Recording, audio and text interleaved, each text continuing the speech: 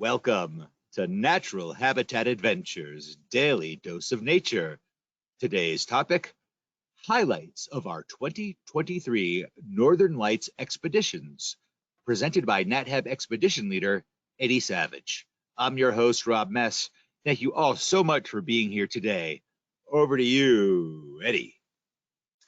Well, thank you very much, Rob, and hello, everybody. It's great to be back presenting for you, telling you some stories of Northern Lights.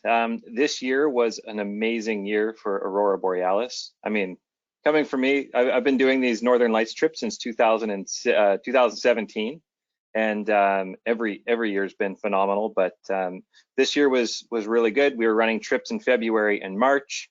You know, which one was the best? I don't think it really matters because everybody had a really great time.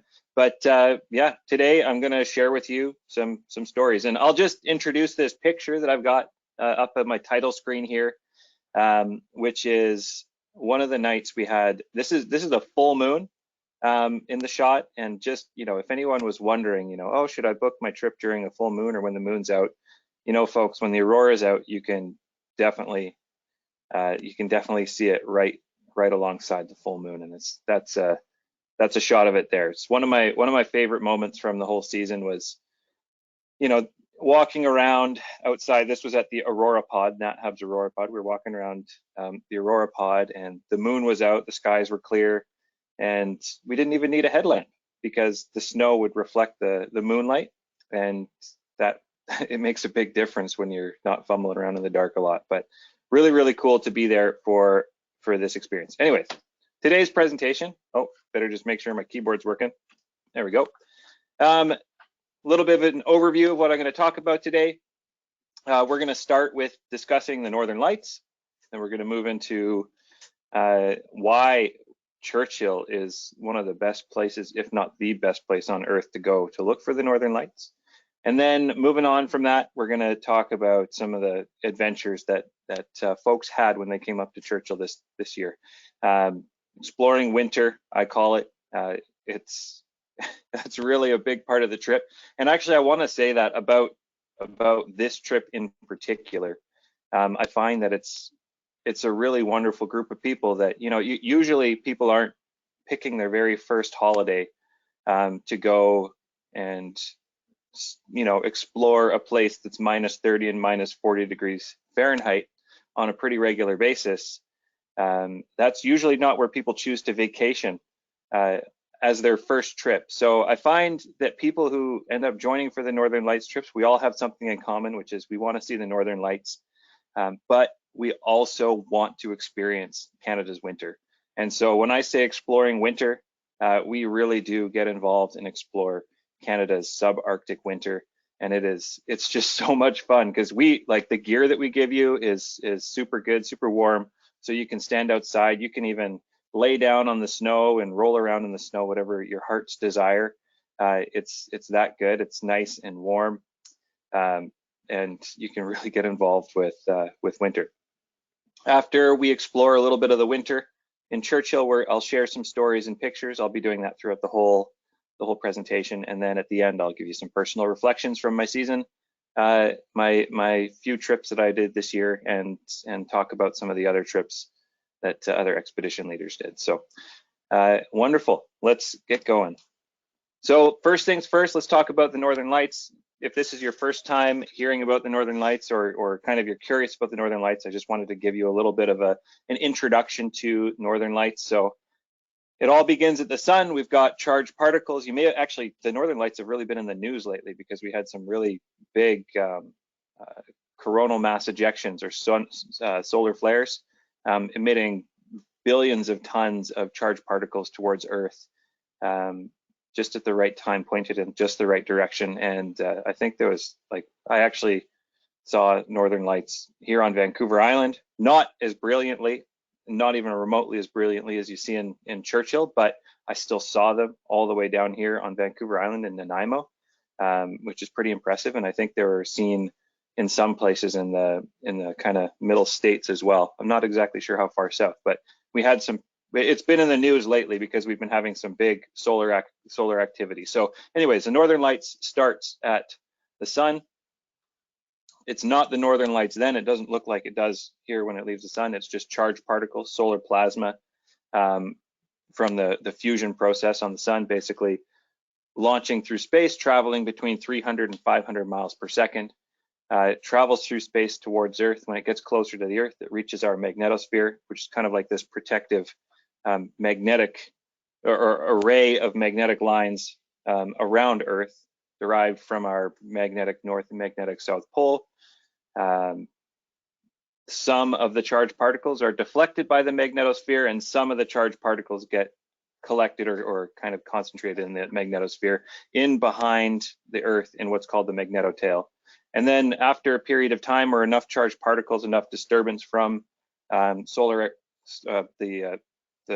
charged particles, there's enough of that disturbance, the magnetic lines click together or they touch together, basically releasing that energy and slingshotting it back towards Earth on the dark side of the Earth. As these charged particles kind of stream down these magnetic lines towards the Earth's upper atmosphere, once they get to about 60 to 200 miles above our heads, they enter into the upper atmosphere, and the charged particles then begin colliding with oxygen and nitrogen molecules in a chemical reaction that basically excites the oxygen and nitrogen, and in order to go back to a normal state, they release energy in the form of a photon, and that's what we see as light. So the most common is oxygen with green. High altitude oxygen is red. Nitrogen down at the bottom is going to be some of the blues that we might see, but typically the most common aurora color is going to be green. So that's kind of how it all happens. And it all happens 60 to 200 miles above our heads. And something really important to take away from that is it's above any cloud weather, any weather that we experience on Earth. And so kind of being in Churchill, we're in the perfect spot to see the northern lights. We just need to have clear skies. And I'll explain that kind of on the next slide here. So why do we choose Churchill? Why does NatHab choose Churchill to go? You know, honestly, it starts with the community. So we, of course, you know, NatHab runs polar bear expeditions there through the fall, through October and November. And, you know, sometimes we see the aurora during that season, but it's really difficult because it's really cloudy. It's quite moist. The seasons are changing. Fall is quickly turning to winter. You have a lot of cloud cover. It's when you get a good chunk of the precipitation for the year comes through, whether that's kind of rain, sleet, or snow throughout October, November. And then by kind of the 3rd to 4th week of November, everything starts freezing. And you know, the ponds are frozen and the Hudson Bay is starting to show ice, and then the bears go out onto the sea ice and everything gets very cold. And winter, the long cold winter that is in Churchill stays. So anyways, we go to Churchill because the community is as such. We have really wonderful local partners. We have people that work with us in all 3 of our seasons, and they really do a fantastic job making sure that we're feeling good. And you know, we've got the warm soup when we come back from a long morning of dog sledding or playing in the snow. You know, there's a lot of people that really care for us and want to make sure that our people have a really good time. So that's why you know, Churchill is the place to be, aside from it being the best place, one of the best places to see the northern lights on Earth. So your odds of seeing the aurora are very good from January all the way through April. Basically, the name of the game is you want it to be dark. So you know, if the sun sets, either the sun sets at 4 or the sun sets at 7 or 8, we kind of head out there in the evenings, and as long as it's dark from about 8 until, you know, onwards, the odds of seeing the northern lights are very good. We sit in Churchill, it sits underneath what's called the Aurora Oval. There's a ring around basically where the aurora forms most. There's a ring around the geomagnetic North Pole called the Aurora Oval.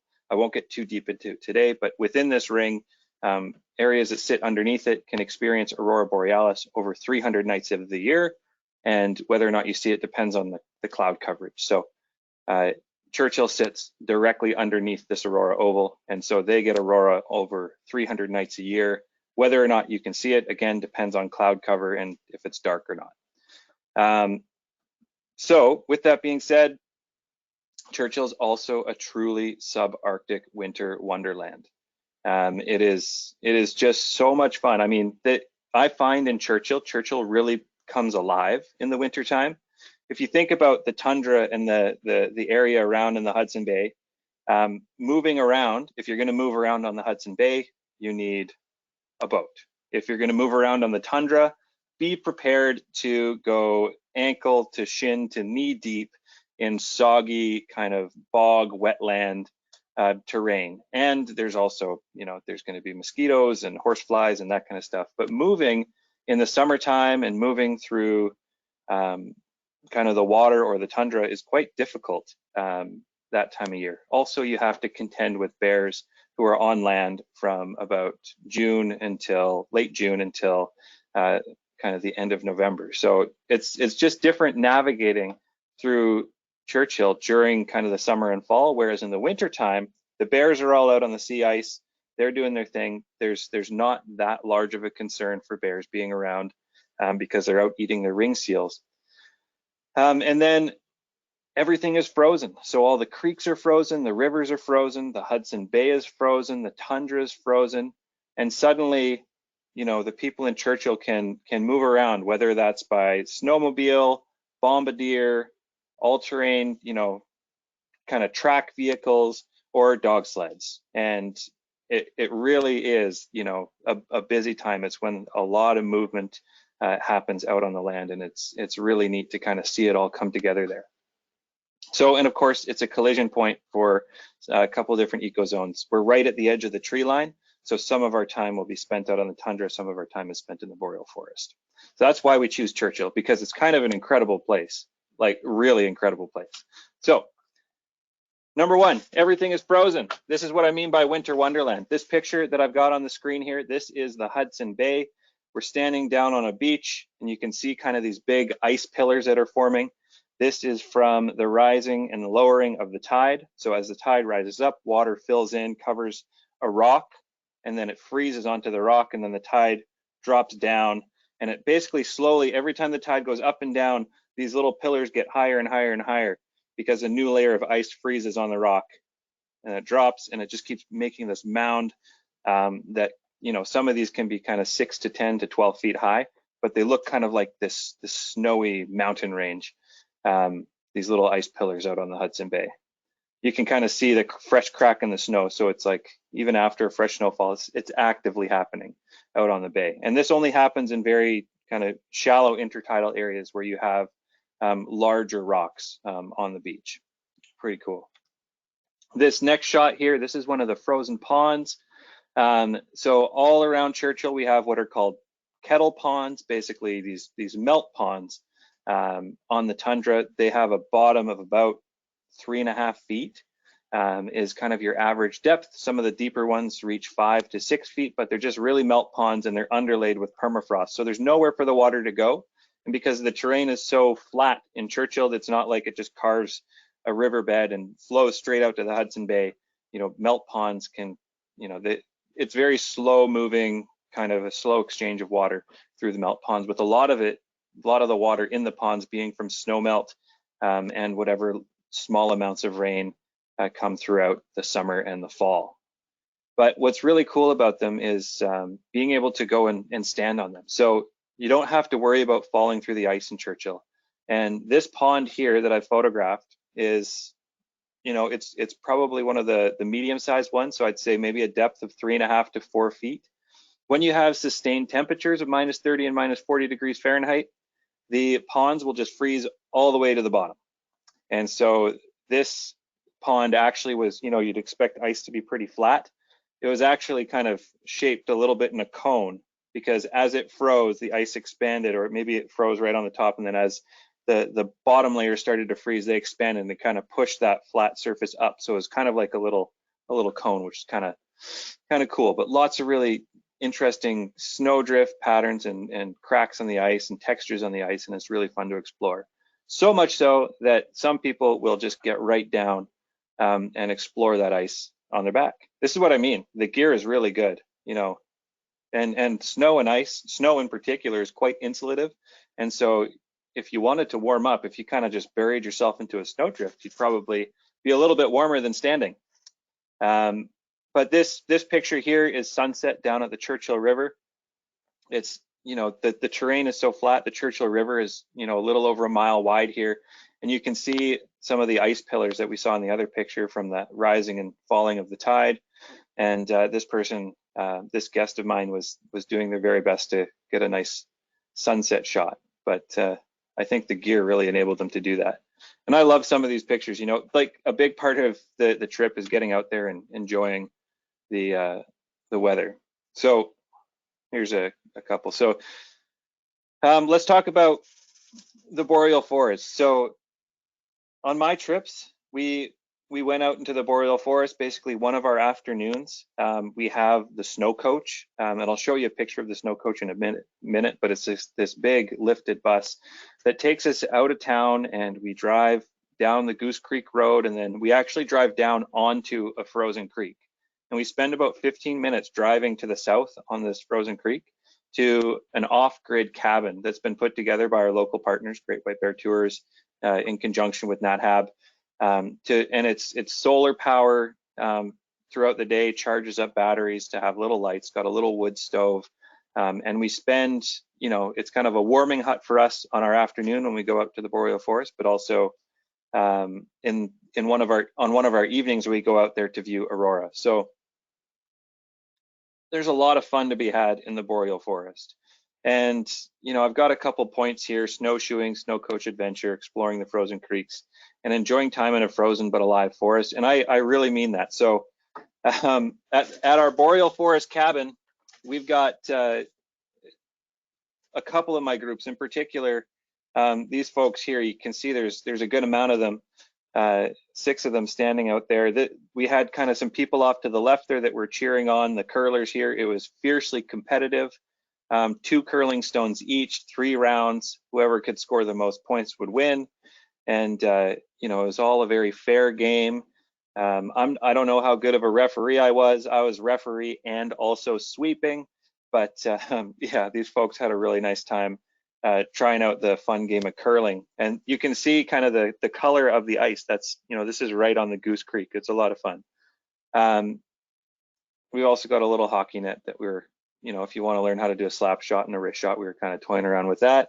There's a little campfire here that we'd make some s'mores and try to get the best campfire stories out of folks.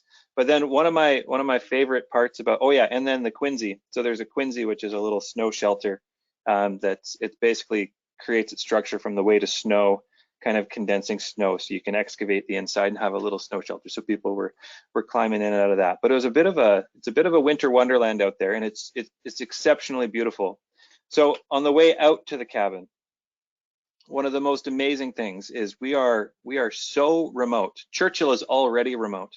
And then we take our snow coach and we drive. It's a total of 45 minutes to the south of Churchill.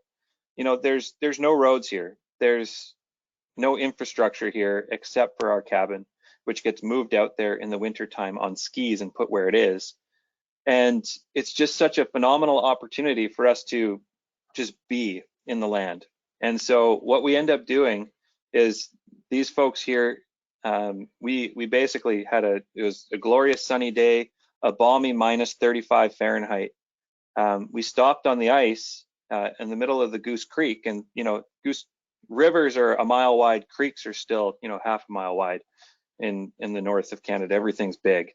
But this section of the Goose Creek was quite wide. The ice is frozen to the bottom, and it was just such a beautiful day. We decided to stop and get out. And it wasn't even by my instruction. Folks just started to either sit down or lay down and just kind of enjoyed being out, being in wilderness, being in this really, really special part of nature. And something I really like to do, here's the snow coach, something I really like to do is we'll kind of pause out there and we'll have a moment of quiet. And it just gives you an opportunity. Like there's, you know, think about how many people get to just go and sit on a frozen creek in the middle of northern Canada and just observe and enjoy. You know, maybe we'll hear some birds, some ravens or something in the distance.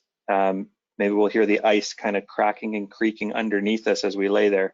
And that's actually, I'll just click back to this picture. That's actually what these folks were doing. So the creek is frozen all the way to the bottom, but underneath the ice, there is a very small trickle, a small flow of water.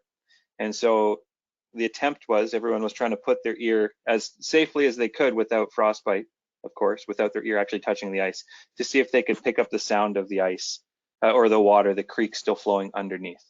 And some folks could hear it. Some folks could definitely hear it, which was cool. So this is the snowcoach, and Michelle is driving, if anyone was there and had Michelle as a driver. She's phenomenal, local Churchillian of many years. But this vehicle, basically, it's been custom designed to take us out onto the creek and down to this cabin for the day. So amazing daytime adventure into the boreal forest. And here's one of my groups. We had just finished up our day kind of exploring the boreal forest, and on our way back, we noticed that the moon was rising. This was a full moon. I think this was the afternoon of that night that I had the full moon shot of the aurora on the first slide. And we decided to stop on the ice and grab a photo. And of course, in order to get the moon this big, if anyone's familiar with cameras, I needed to use my telephoto lens. And so I basically asked everyone to kind of line up here, and then I ran about 200 yards away. Everyone was very confused as to what I was doing. And I laid down on the snow and used my telephoto lens to get this picture of the moon so big with these folks, this wonderful group of mine out on the snow. But it's just, I mean, that's the thing, is everything we do up there is just so unique as far as kind of a travel experience. And so here's Dave Daly's cabin. And so this is where we go for dog sledding. So dog sledding with Wapusque Adventures. I just got an alert on my headphones that the battery might be dying, so that could complicate things here. But I'll keep going until it dies. Anyway, so dog sledding with Wapusque, we head out there, we meet Dave Daly and his son Wyatt. It's a family-run dog sledding business. They are Métis. Basically, they're Indigenous tourism representatives of Canada's North. Dave Daly is very well known across Canada and has won many, many awards for his work in Indigenous tourism across Canada. And the Métis flag, you can see the infinity symbol on the blue flag, that's the Métis flag there. So we go out to Wapusque Adventures, we meet Dave in his cabin. He'll tell us all kinds of things about his dogs. We get to meet a few of the dogs that are the ones that prefer to be inside, I guess. And then we get to go on Dave Daly's I Did a Mile. And I mean, a really important piece of Dave is he is such a vibrant storyteller, and he treats his dogs like family. And I think something that I've come away with, and something that people come to me after a visit and an experience with Dave, is they kind of have a different opinion of dog sledding, or I don't know, some people have a different view of dog sledding, you know, should they be doing that? But he really cares for their dogs, and this is a big part of his heritage and his culture, and these dogs love him immensely, and he loves his dogs immensely. And it's just such a beautiful relationship that Dave has crafted with his, I think he's got about 50 dogs now, 50 sled dogs, and he knows them all. He does doggy yoga. He's got booties if it's, you know, if they're going to be running a few times in a day. They've got vests if it's very cold. And you know, he really cares for them and treats them like family, and it's just a beautiful experience to be out there. His cabin is out in the boreal forest, and it's just a really wonderful experience. And I've, you know, lots of happy faces, and a really unique kind of Canadian experience to meet with Dave Daly. And then another thing that we got to do, and this is more on the educational side, is situated all the way out at the end of Launch Road, we have the Churchill Northern Study Center. This is, if you've heard of LEED building designs, all the way out here, Churchill Northern Study Center, this building is LEED silver. They lost points, so I've heard, because they couldn't source the timber locally within 100 miles, and that kind of makes sense because there's not a whole lot of timber around Churchill, just very small, stunted, slow-growing trees because of the weather conditions. I don't know if you noticed it's cold in the winter. So they couldn't source their timber, and then also, you know, all the way down at the end of the road, to come from town, it's about 25 kilometers, about, I think that's 18 miles or something like that, on a dirt road. And I think they lost points because they didn't have bike racks, so people could commute from town to work. And I mean, to ride that road in the wintertime is one thing, but in the summer and fall when there's polar bears around, that's also another consideration, and it's just kind of a funny thing to lose points for. So LEED silver, it's an extraordinary facility. It hosts a wide variety of researchers and research projects from around the world. It's kind of the base for Western Hudson Bay polar bear population studies. And one of the really great things is we get to go on a kind of a guided tour of the facility, learn about the projects and be there. We also have a phenomenal lunch. So they have what's called the grocer here, or it's basically they have a hydroponic system. So they're kind of doing a feasibility study on being able to grow like green lettuce and bok choy and other greens all the way up here year round. And I believe there's somewhere in the like 25 or 30,000 plants harvested so far. So it's been working, but that's definitely a highlight is, you know, you come up to Churchill where everything, all their supplies get shipped in by train or by airplane. And sometimes the lettuce doesn't make it on the train because it'll freeze while it's on the train, and then it thaws and then it rots very quickly. But here you get some fresh vegetables from the grocer at 58 degrees north in a place that is quite cold and hard to grow lettuce. This is just a look at the study center here. You've got the birdfish logo on that blue panel, and then looking out towards these structures on the horizon. I can see it's registering. Okay, great. Thank you. I'll just keep going. Yeah, sorry about that, folks. So anyways, Churchill Northern Study Center. After we have a nice experience at the study center and a nice big lunch, we basically got to fuel up with energy. I took my groups out to basically what I called the snow mines. And so one of the fascinating things about the snow is you've probably seen igloos and that kind of stuff being built, and kind of the usages of snow blocks and shelters and designs. Well, we go and we get to go with one of the education coordinators with the Churchill Northern Study Center, and they'll take us out into the snow, and we talk about kind of the snow layers and compaction and basically how to use snow blocks to build structures. To build an igloo for an experienced person can take a few hours, and so we opt for a little easier thing. And you know, in these pictures here, you can see Steve here. Steve was with me on one of my trips. Steve Gray Eyes, he's another NatHab expedition leader. You can see him here with the machete ready to cut some snow blocks. And then on the left here, you see a bunch of my folks. You know, we're going to build an inukshuk. And an inukshuk is, if you look behind Steve on the right there, you can see there's a nice inukshuk made of snow. So we needed to have the correct block sizes. And I have never seen people, you know, get so involved and so into cutting blocks. We really pump them out, and our group ended up making this inukshuk here on the right. I think the grand total in height was about 8 feet. I had to stand on my very tippy toes and put my hands up to put the very top piece on. It was a coordinated effort between the group. We did a really nice job, but it was, yeah, there's a lot of learning involved for us and a lot of snow cutting for us. But here's my group, extremely proud of their inukshuk. And if you look down there, there's an N. You know, I think there was an attempt to make a NatHab logo. to represent kind of the they wanted to represent Nat Hab in their creation of art.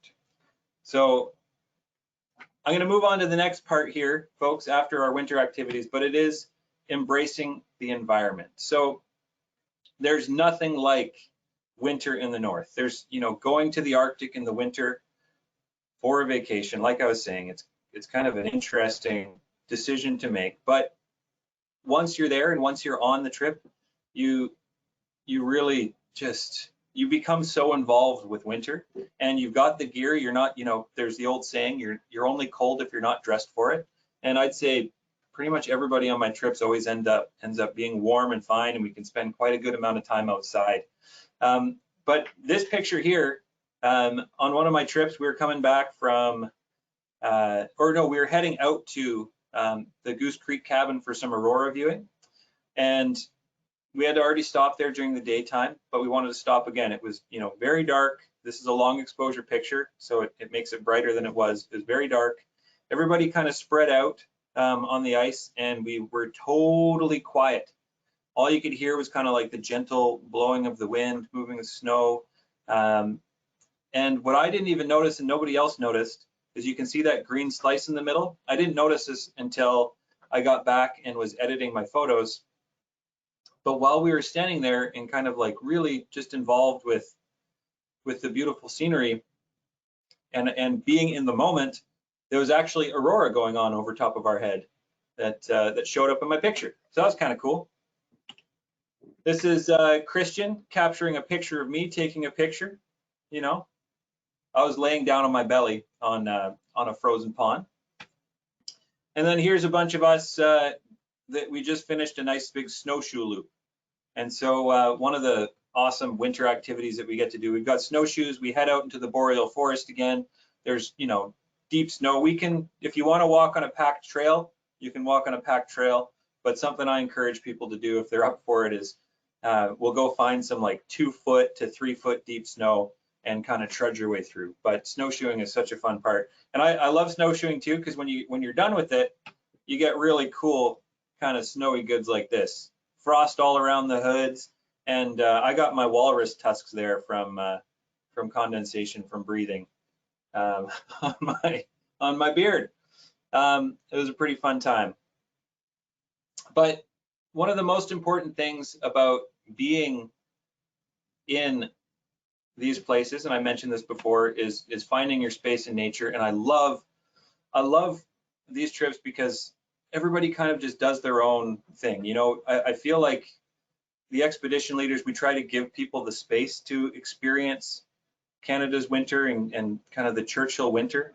And, people just go with it and run with it. And I thought this was just such a phenomenal moment here where, look at the vastness of that landscape. It was just a beautiful opportunity to sit down and have a look and just soak it all in. And another thing about Churchill in the winter, if you've been there in the fall, during polar bear season, we have pretty tight schedules because of course, we want to be out there looking for bears, but there's also, it's the busiest time of year for Churchill. And so we have to be really strict for timings for meals. We have to be, here and there and moving quite, around a lot of other people that are in town to see polar bears. Whereas in Northern Lights season, we have a little bit more time for everything, and it really does give us the opportunity to leave with a really warm feeling of the community of Churchill and a really warm feeling of the environment. I love this. And just, taking the opportunity to stop on the side of the road and watch that sunset, or watch that sun low in the sky. And I mean, there's kind of like a gentleness to it all. And these folks decided to kind of walk out there and look off into the forest again. Goose Creek, opportunities abound for finding a bit of space in nature. And then there's the adrenaline type that'll they want to go and test out their winter gear. The wind on this particular day was blowing about 40 miles an hour, I'd say, maybe 30 or 40 miles an hour. It was quite cold, minus 50 with the wind chill. This person was geared up, really great gear, they decided they wanted to go and take a picture of this snowdrift just perfect. And so they wandered on over, they tucked in, the snow was blowing, it looked absolutely miserable. They came back with the biggest smile on their face. It's just a magical moment. And then, you know, some nights when we're out there, we're not always going to have Aurora Borealis, but it's a good opportunity to, again, soak it in. So when we're out at the cabin in the evenings, the Goose Creek cabin, one of the things we get to do, we have, we'll go for a walk, and it's, you know, pitch dark. We're kind of following the shoulder in front of us, or if the moon's out, like in this situation, we've got a little more light, you can see where you're going. But I love to see this, and I just love to see people embracing nature. I mean, it's, how relaxing is this? Laying down in the snow, looking up at a cloudy, partly starry, moon illuminated sky with snowy boreal forest trees around, and not a care in the world. Very, very, very nice. I actually had to break myself out of this moment to take this picture. I was laying in a snowdrift as well. Just getting involved. So that's the winter wonderland of Churchill, folks. Shall we get into some Aurora Borealis sightings? Now, on our trips, I think they're, yeah, well, I know that they are a week long, 7 days, starting and ending in Winnipeg. But in Churchill, we have 4 nights, and on each of those 4 nights, we go to a different location, and each location kind of has its own uniqueness to it, its own special features to it. And so let's get started. This is our Aurora Pod. And so the Aurora Pod is, you know, it's glass inside, or it's got kind of the glass windows inside, a little wood pellet stove inside. And so we'd always go there. Our operations field operations specialist is always there, kind of keeping the place warm. We've got hot beverages, cold beverage, and all that kind of stuff like that. And I love the flow of this. What usually happens is we all kind of go in, we get comfortable, we sit inside. You know, we're either sipping hot chocolate or having a drink, and then the aurora starts to come out, and there's not a single person inside. Everyone's outside looking up at the sky, because it's, you know, yes, it's nice to have the glass and you can see when the aurora is starting, but really there's no comparison to having no barrier, no obstacle in front of you, in between you and the aurora. So just you straight up to the sky. We had some really great nights throughout the season at all of our viewing locations. It doesn't matter where you are, the aurora will be, if it's out, you'll see it from all of our locations. It just is a change of scenery to mix it up and give you a slightly different experience each night. So here's one of my guests reaching up for the aurora. So important. I love this. One of my favorite things, the creative poses that people do for the aurora. I remember one of my favorite ones is there was a guest of mine. This was a few years ago, but a guest of mine, she insisted that she wanted to fight the aurora, and I was like, okay, that's interesting. But she had like these big yellow gloves on, like boxing gloves, and she just turned sideways and did this posture. Is just hilarious. And then also a lot of people, or I find, you know, reaching up for the aurora is just natural. And even when you're just sitting there watching it, I sometimes feel inclined to just kind of like reach up. It feels like it's a lot closer than it is. Here's another full moon one. We go out to Wapusket Adventures, out to Dave Daly's cabin for the aurora as well. Really, really beautiful spot to hang out. And Dave and Wyatt hang out with us through the evening and tell us stories of dog sledding adventures and just adventures living on the land around Churchill.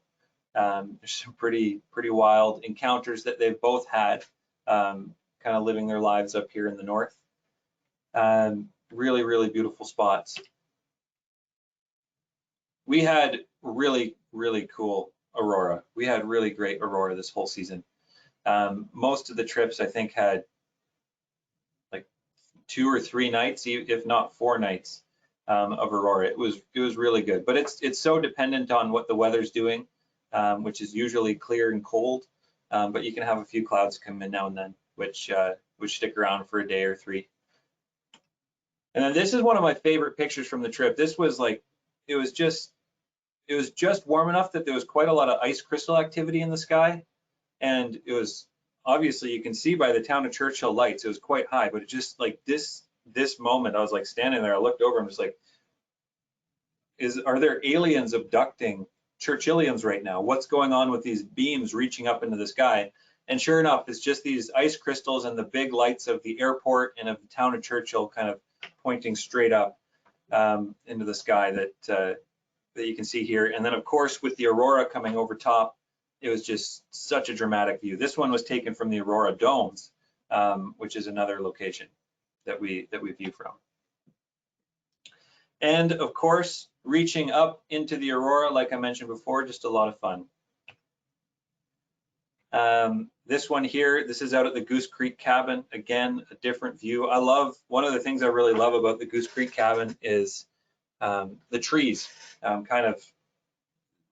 Another name for parts of the boreal forest in particular, where you have a really active or a kind of a large changing active layer, the area of the ground that melts in the summer and then refreezes in the winter, is even trees that are 30 or 40 or 50 years old, their entire root systems can get tilted over. And so the nickname is kind of the drunken forest, where all the trees are crisscrossed and all that kind of stuff. And this, this area that we have our off-grid cabin in is just like that. So you have this one tree that's right at the edge of the cabin there that's like leaning out at a 30-degree angle from the forest. It's really cool. Big, beautiful sky, big, beautiful trees. And then, something we try to do is we'll head down to the Inukshuk, which is in the town of Churchill. So you get a lot of city lights from it, but we'll try to catch the aurora at the Inukshuk if it's coming out. You can see there's just a little bit here, but for us it was enough to get a picture. And I titled this slide "The Travelers" because one of the most extraordinary things about this trip is the travelers that come on it. And they are just such wonderful individuals that are curious, thoughtful, kind, inquisitive, and want to have a really cool winter experience and experience winter with NatHab and other groups. And I don't know. I mean, I would say this for all NatHab trips, that I just really enjoy kind of the presence that everybody brings on the trips and the different perspectives that people have. And I love to be the expedition leader that gets to encourage the person who's never experienced a temperature colder than 50 degrees Fahrenheit to be the person to encourage, to be the expedition leader that encourages that person to go into -40 and to do all that kind of stuff, and to go ahead and lay down in the snow and to go ahead and walk around on the ice and all that kind of stuff. It's just, I find that, the travelers really make this expedition what it is, and kind of the attitude and the excitement that they bring for coming to Canada's north. And of course, for the Aurora Borealis, it's really cool. It's a pleasure. So let's just talk about a summary for the season. So we had 30 trips this past year in 2023. We had 30 expeditions spanning over about almost 2 months. And every single group saw the Aurora Borealis, every single group. Most trips had Aurora multiple nights. I know my trips were 3+ nights for each trip. There was when I mentioned that Churchill is really one of the best places to see the Northern Lights on Earth, I've had many guests since I started doing this in 2017 come and they say, I went to Norway and I spent a week on this boat sailing around in the winter. We didn't see, or on a cruise ship sailing around looking for the Northern Lights in the north of Norway, and it was cloudy the whole time. Or I have people who say, I went to Iceland and, I spent 2 weeks driving around and we didn't see the Northern Lights. And it's like, well, that's just not good enough. That doesn't work. And I have now been doing this since 2017. Like I said, I've done around 25 expeditions for Northern Lights trips, maybe more. I have to count, but I've seen Northern Lights on every single expedition to date. And I don't know if you want to work with the odds on that one, but it's pretty incredible to say, yeah, I'm just going to pick these 4 nights of the year to go to Churchill and look for the aurora, and I'm going to go and find the aurora. It's absolutely incredible. And also another piece of that that I'll mention, I'll show you some folks in a sec here, but is the team that we have in Churchill really tries. We really work hard. We're constantly communicating with each other to know where the aurora is. Like, it'll be in the sky, but if it's a cloudy night, if there's a clearing in one part of town or one kind of part of the area that we're doing viewing in, then we'll coordinate ways to go and experience that and do that. There was quite a few foxes around, both Arctic and red foxes. I'd say more red foxes than Arctic foxes. And then there was also a few sporadic wolf sightings this year, which was really cool. And then on one of my snowshoeing trips, there was some of us, we kind of popped out of the forest and we're just like, why is that tree moving? And about 300 yards away, it was actually a moose. It was a moose that had ambled out of the forest, crossed the snowshoe trail in front of us, a long way away, of course, and then disappeared off into the forest. We didn't walk towards it. We tried to kind of have a look as to where it had gone, but we couldn't find it again. Now, all of this could not have been possible without our extraordinary team. So, including expedition leaders, Winnipeg field operations specialists, Churchill field operations specialists. Our NatHab team is 23 members, and that's not including the team that's at the Boulder head office working with all you to make sure you can meet us here. But it is definitely one of the best teams, if not the best team I've worked with as far as organization and communication, and just a really wonderful group of kind of glass half full kind of people that want to make sure we're all having a great time. And I can't tell you how many times, it's like 1 in the morning and I send a text message to our operations team members. I'm just like, I've got this thing going on. Can you help us out? And by 7 in the morning or 8 in the morning the next day, they've got it figured out. It's just, I don't know. It really makes a difference traveling to Churchill and traveling to a remote community when you have a team such as these fine folks here having your back. And it makes our experience not only great for the expedition leader, but also great for the travelers. And so that's amazing. And also we had 3 drivers, 3 Churchill drivers. We had Lawrence, Chris, and Michelle. And these 3 folks have spent much of their lives up in Churchill, and they spend most of the days with us, taking us from place to place and joining us at meals, and they are just some of the most kind-hearted people that I have worked with, that really want everybody to have a good time, and just they share such an interesting perspective of life in the North. And something I've really found about Churchill, there's a lot of people that come to see Churchill, is the drivers. And I'm sure if anyone here was on a trip this past season or this past year, you'll have a lasting memory of your Churchill driver. They're just kind-hearted people that really want us to have a nice time in their hometown. And so, folks, with that being said, so I can open up some space for questions here, reflections. Like I was saying, we have an amazing team. I had an amazing season myself. It was a little shorter than most for me because I had to run home and have a baby. But I had a really great time up there. I met some really wonderful travelers, really inquisitive, curious humans, adventurers, explorers, philanthropists from around the world. And it's such a delight to take you folks up to one of my favorite places on earth to share, not only one of my favorite places on earth, but some of my favorite people on earth with you all, and experience Canada's winter and the Northern Lights together. It's a real pleasure.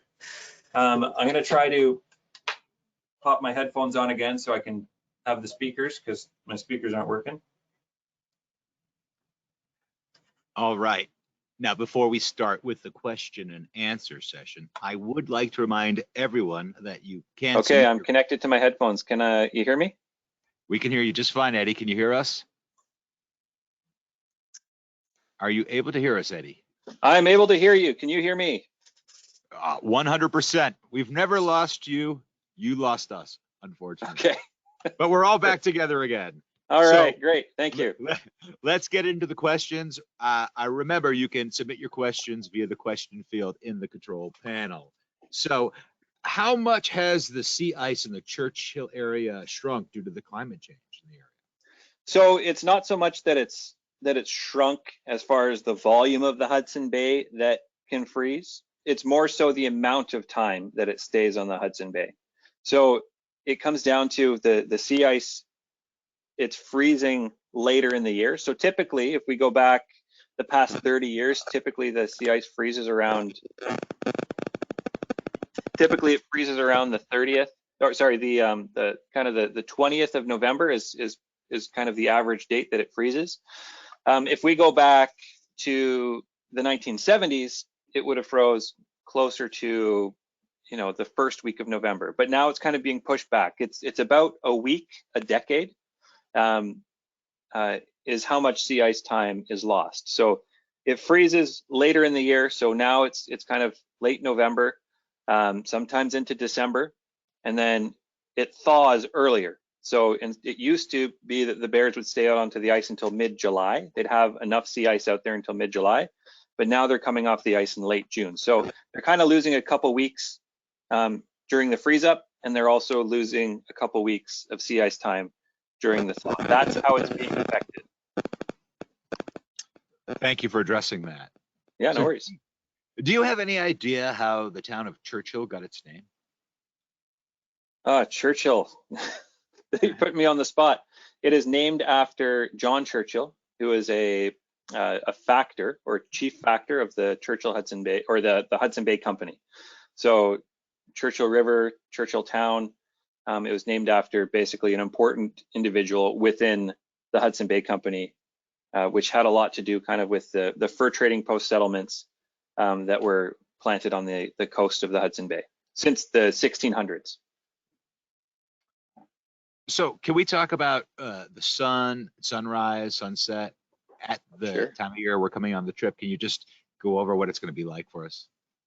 Well, typically we don't get sunrises because the name of the game in Churchill for Northern Lights is we stay up late for the Northern Lights, and so we don't get up early. Some of the later nights we'll be back to the hotel at 1 a.m. and then by the time you're done everything and wrapped up and gone to bed, it's 2 a.m.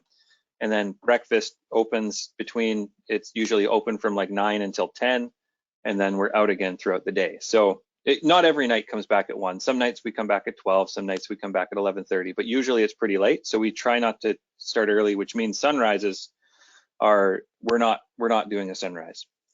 Sunsets, on the other hand, when we start our season, typically in January, or sorry, late January or early February is kind of where we've started our seasons before. Sunset is between 4 and 4:30 p.m. And then moving on, it changes kind of 5 to 7 minutes, or let's say like 3 to 5 minutes each day. So as we get towards kind of mid-March, prior to daylight savings, where we add an hour, sunset is kind of in the 6 to 6:30 range, and then beyond daylight savings, sunrises or sunset's going to be about 7:30. I'd say about 7:30 or so. Would you recommend any way that we could possibly train for this trip? Okay, that's a good question. I mean, when we're talking about training, I would say one of the big things is, and this comes down to kind of smartphone photography. So it's kind of using a smartphone or using a camera with glove liners. Like if that's something you'd like to do, that's a good one. Read up on the materials that NatHab has about the layers that you need.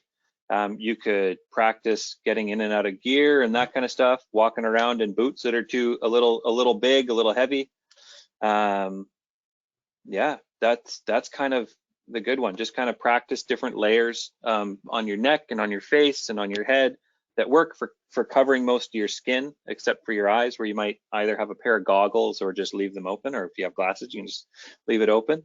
But yeah, I'd say for like a big one is, you know, people like to get pictures, and a big one is kind of the smartphone photography. So like anything beyond an iPhone 11 or like a Samsung Galaxy S20 and beyond, and Google Pixels like 5, 6, 7 and up.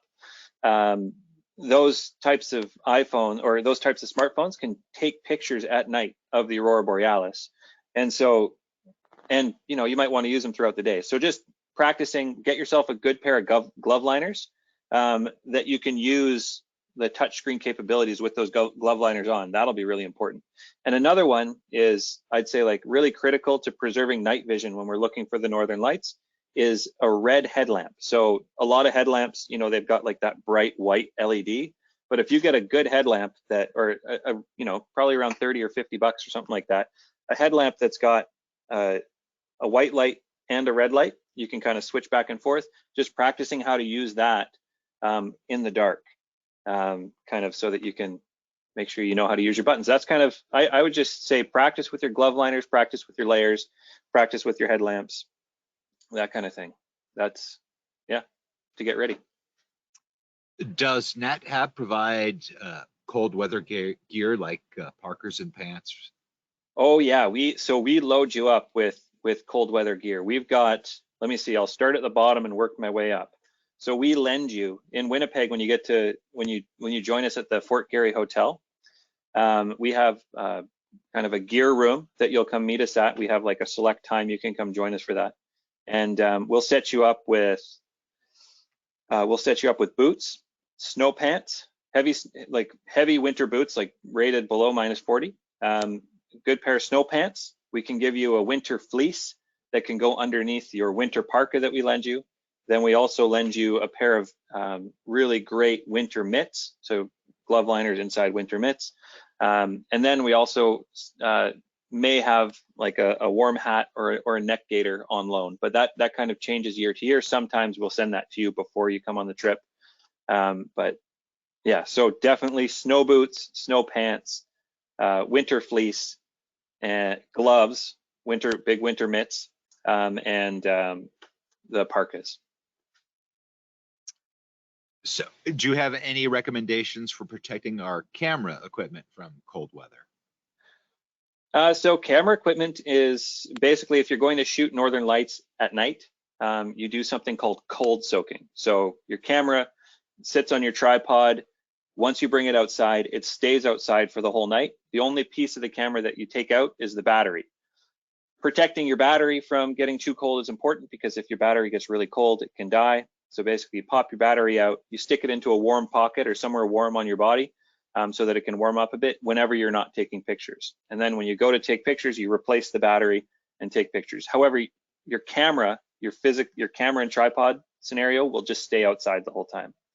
The next piece would be at the end of the night, when you're done photographing the Aurora Borealis or whatever, you can take the camera off, and having a dry bag is helpful, that fits your camera quite comfortably, like you know, like a waterproof bag that you might take in a canoe or a kayak or something like that. Most outdoor stores will sell them. A dry bag, put your camera inside the dry bag, roll the top down and clip it. What that does, you do that when you're outside, and what that does is basically the air outside is extremely dry and cold.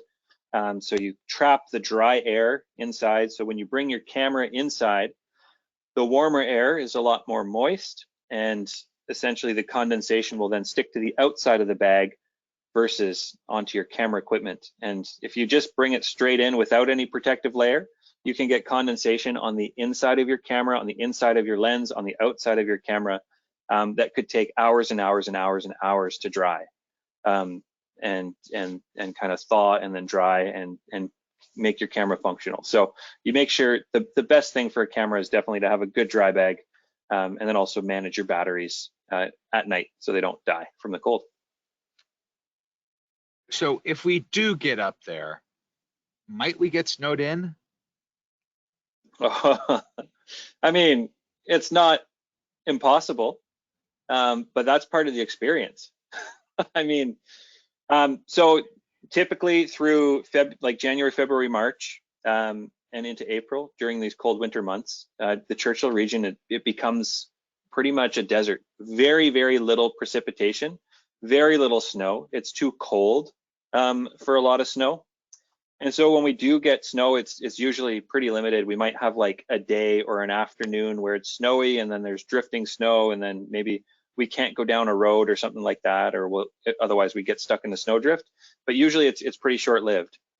There's rare instances where you can have a blizzard come through, and you can get snowed in. But you know, that happened to a group, that's happened to my groups before. I had a day where it was minus 72.5 Fahrenheit in the wind chill, and you know, nobody was really doing much.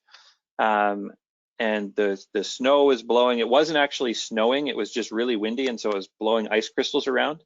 You couldn't see, you know, 20 feet in front of you. And so what did we do? We got into our heavy gear, we got into our equipment, got our snow goggles on, every single layer, our parka, snow pants, boots, gloves, everything.